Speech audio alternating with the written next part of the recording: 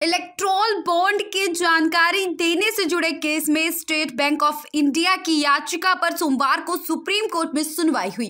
इस पर CJI D Y Chandrachud ने पूछा, पिछली सुनवाई 15 फरवरी से अब तक 26 दिनों में आपने क्या किया? करीब 40 मिनट की सुनवाई के बाद सुप्रीम कोर्ट के 5 जजों की संविधान पीठ ने कहा कि एसबीआई 12 मार्च तक सारी जानकारी का खुलासा करे। इलेक्शन कमीशन सारी जानकारी को इकट्ठा कर 15 मार्च शाम 5 बजे तक इसे वेबसाइट पर पब्लिश करे। कोर्ट ने ये भी कहा कि एसबीआई अपने चेयरमैन और मैनेजिंग डायरेक्टर का एफिडेविट फाइल करे कि दिए गए आदेशों का पालन करेंगे। हम अभी कोई कंटेम्प्ट नहीं लगा रहे हैं, लेकिन एसबीआई को नोटिस देते हैं कि अगर आज के आदेश का वक्त रहते पालन नहीं किया गया तो हम उसके खिलाफ कानूनी कार्रवाई कर सकते हैं। दरअसल सुप्रीम कोर्ट की 5 जजों की संविधान पीठ ने 15 फरवरी को इलेक्ट्रोल बॉन्ड की बिक्री पर रोक लगा दी थी। साथ ही एसबीआई को 12 अप्रैल 2019 से अब तक खरीदे गए इलेक्ट्रोल बॉन्ड की जानकारी 6 मार्च तक इलेक्शन कमीशन को देने का निर्देश दिया था। 4 मार्च को एसबीआई ने सुप्रीम कोर्ट में याचिका लगाकर इसकी जानकारी देने के लिए 30 जून तक का वक्त मांगा था।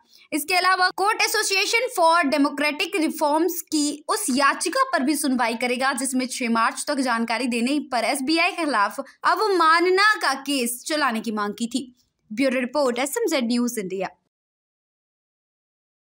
इलेक्ट्रोल बॉन्ड की जानकारी देने से जुड़े केस में स्टेट बैंक ऑफ इंडिया की याचिका पर सोमवार को सुप्रीम कोर्ट में सुनवाई हुई। इस पर सीजेआई डीवाई चंद्रचूड़ ने पूछा, पिछली सुनवाई 15 फरवरी से अब तक 26 दिनों में आपने क्या किया? करीब 40 मिनट की सुनवाई के बाद सुप्रीम कोर्ट के 5 जजों की संविधान पीठ ने कहा कि एसबीआई 12 मार्च तक सारी जानकारी का खुलासा करे। इलेक्शन कमीशन सारी जानकारी को इकट्ठा कर 15 मार्च शाम 5 बजे तक इसे वेबसाइट पर पब्लिश करे। कोर्ट ने ये भी कहा कि एसबीआई अपने चेयरमैन और मैनेजिंग डायरेक्टर का एफिडेविट फाइल करे कि दिए गए आदेशों का पालन करेंगे। हम अभी कोई कंटेम्प्ट नहीं लगा रहे हैं, लेकिन एसबीआई को नोटिस देते हैं कि अगर आज के आदेश का वक्त रहते पालन नहीं किया गया तो हम उसके खिलाफ कानूनी कार्रवाई कर सकते हैं। दरअसल सुप्रीम कोर्ट की 5 जजों की संविधान पीठ ने 15 फरवरी को इलेक्ट्रोल बॉन्ड की बिक्री पर रोक लगा दी थी। साथ ही एसबीआई को 12 अप्रैल 2019 से अब तक खरीदे गए इलेक्ट्रोल बॉन्ड की जानकारी 6 मार्च तक इलेक्शन कमीशन को देने का निर्देश दिया था। 4 मार्च को एसबीआई ने सुप्रीम कोर्ट में याचिका लगाकर इसकी जानकारी देने के लिए 30 जून तक का वक्त मांगा था।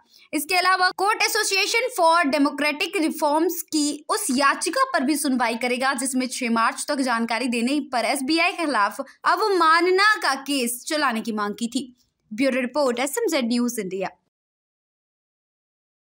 इलेक्ट्रोल बॉन्ड की जानकारी देने से जुड़े केस में स्टेट बैंक ऑफ इंडिया की याचिका पर सोमवार को सुप्रीम कोर्ट में सुनवाई हुई। इस पर सीजेआई डीवाई चंद्रचूड़ ने पूछा, पिछली सुनवाई 15 फरवरी से अब तक 26 दिनों में आपने क्या किया? करीब 40 मिनट की सुनवाई के बाद सुप्रीम कोर्ट के 5 जजों की संविधान पीठ ने कहा कि एसबीआई 12 मार्च तक सारी जानकारी का खुलासा करे। इलेक्शन कमीशन सारी जानकारी को इकट्ठा कर 15 मार्च शाम 5 बजे तक इसे वेबसाइट पर पब्लिश करे। कोर्ट ने ये भी कहा कि एसबीआई अपने चेयरमैन और मैनेजिंग डायरेक्टर का एफिडेविट फाइल करे कि दिए गए आदेशों का पालन करेंगे। हम अभी कोई कंटेम्प्ट नहीं लगा रहे हैं, लेकिन एसबीआई को नोटिस देते हैं कि अगर आज के आदेश का वक्त रहते पालन नहीं किया गया तो हम उसके खिलाफ कानूनी कार्रवाई कर सकते हैं। दरअसल सुप्रीम कोर्ट की 5 जजों की संविधान पीठ ने 15 फरवरी को इलेक्ट्रोल बॉन्ड की बिक्री पर रोक लगा दी थी। साथ ही एसबीआई को 12 अप्रैल 2019 से अब तक खरीदे गए इलेक्ट्रोल बॉन्ड की जानकारी 6 मार्च तक इलेक्शन कमीशन को देने का निर्देश दिया था। 4 मार्च को एसबीआई ने सुप्रीम कोर्ट में याचिका लगाकर इसकी जानकारी देने के लिए 30 जून तक का वक्त मांगा था।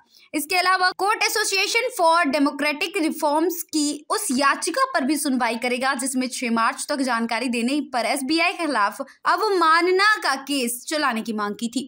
Bureau report, SMZ news India.